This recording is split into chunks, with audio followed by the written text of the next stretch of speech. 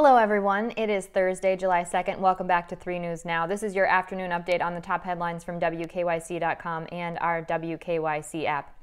Usually we do this update at around 2 p.m. because that's when we get those updated numbers from the Ohio Department of Health. But today, Governor Mike DeWine said in his press conference that the coronavirus website on the Ohio Department of Health has been hacked, so we do not have those updated numbers for you at this time. So instead, we push this back a little bit, and we do have the updates for you from Governor Mike DeWine's press conference, which is currently in process, that we have up until this point. And today, he did talk about, as promised, reopening guidelines for Ohio schools, as well as those 7 metrics that he'll be using to trigger alerts for counties here in Ohio as we move forward in this phase where we now learn to live with COVID-19 here in the state of Ohio. So his plan is what we'll start with for K through 12 students that are going back to classrooms, hopefully this fall, as it is his hope. He said that he does think that schools should do whatever they can to welcome back students K through 12 this fall. So first up in the 5-point plan is a daily health and temperature check for students K through 12. Anyone with a temperature above 100 degrees Fahrenheit or with COVID-19 symptoms must stay home or be sent home and be referred for testing, and positive cases will be made public, although identities will not be revealed. Second point, personal hygiene. Hand sanitizer must be made readily available, and students and teachers must be given ample opportunities to wash their hands.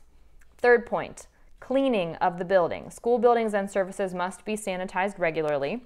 The fourth point refers to keeping a safe distance. Schools must enforce 6-foot distancing between students and teachers whenever possible, is the language that was used. And the fifth point is to the point of face coverings. All school employees must wear face masks unless it is, quote, unsafe for them to do so. And it is recommended that all students in grades 3 and above wear masks as well, and the district must put forth a mask policy. There was room for another exception, according to DeWine's press conference today. He said there would also be an exception for staff wearing masks when doing so could significantly interfere with the learning process. It is also the state's recommendation that students grade 3 and up wear the face masks, as we said, but it is not required of the students, but it is strongly recommended. DeWine said this: remember, we wear masks to protect each other, often because people are sick but show no symptoms.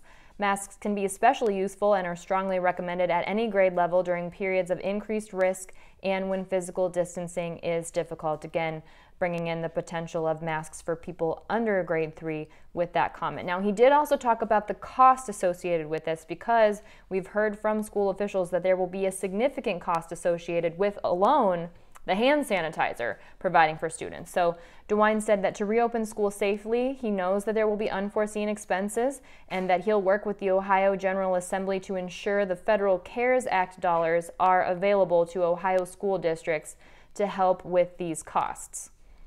Now, when we get to that 7-metric system that he was talking about, he also unveiled a color-coded 4-level trigger system for the state of Ohio. Most of the state of Ohio, as of June 30th, is in a level 1 public emergency. That's the color yellow. You can see that on Governor Mike DeWine's Twitter page. That means that there is active exposure to COVID-19 and spread. There's a good portion of the state that's in a level 2 public emergency, which is orange. That is increased exposure and spread.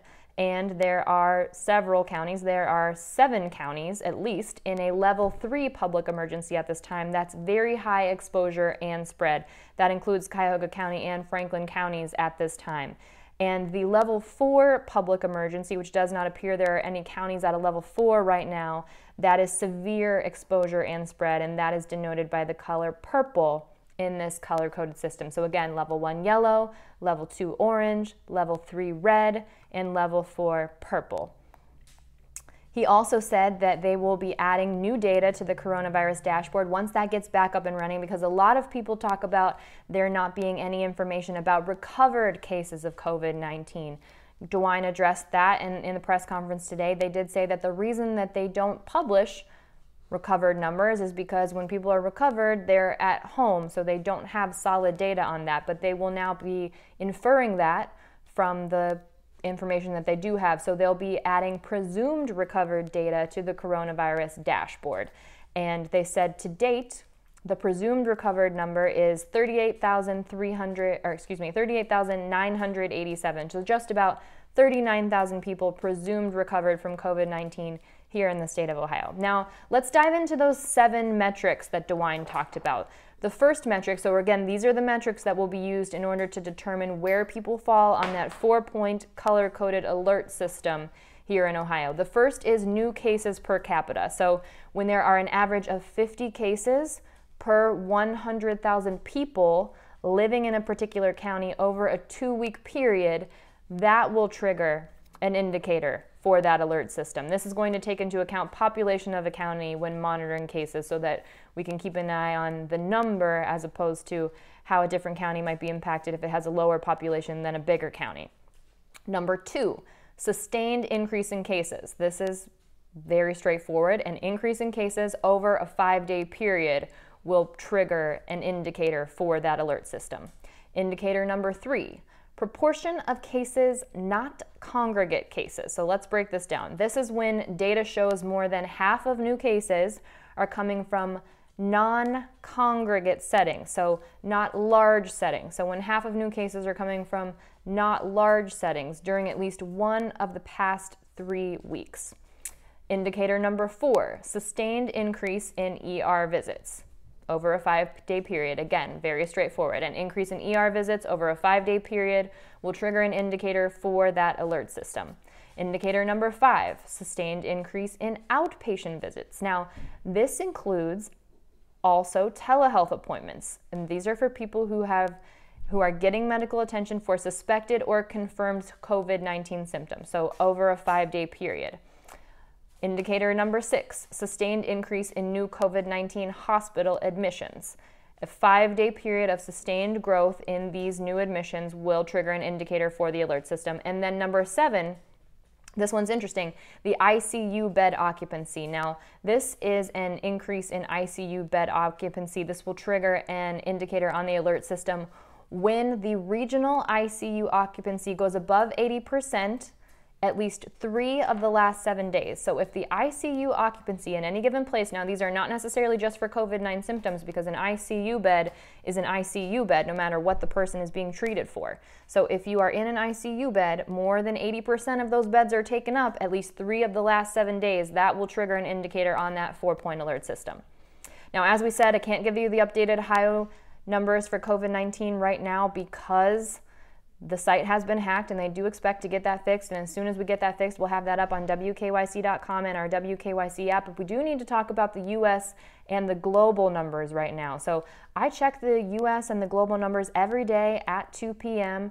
and in the past 24 hours, according to Johns Hopkins University, there have been 74,857 new reported cases of COVID-19 here in the US. Now, earlier this week, Dr. Anthony Fauci, the top infectious disease expert here in the U.S., said that we could get to a point where we're seeing 100,000 new cases of COVID-19 in a single day.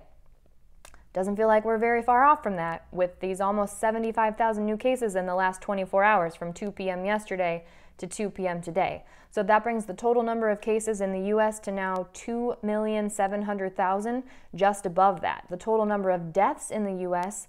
is now 128,421. We are still at about 25% of global cases and global deaths. There was also a massive increase in the total number of reported global cases.